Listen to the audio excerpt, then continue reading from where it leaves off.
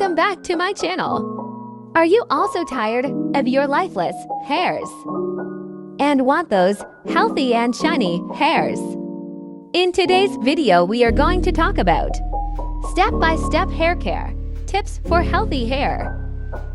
Step-by-step hair care. Step 1. Detangle your hairs using wide comb to avoid hair breakage. Step 2. Massage your scalp using scalp massager and rosemary oil. Step 3. Apply coconut oil on hair ends. Wait for 1 hour. Step 4. Wet your hair with water. Step 5. Apply a generous amount of shampoo on your hair. Step 6. Massage your scalp massager for 5 minutes.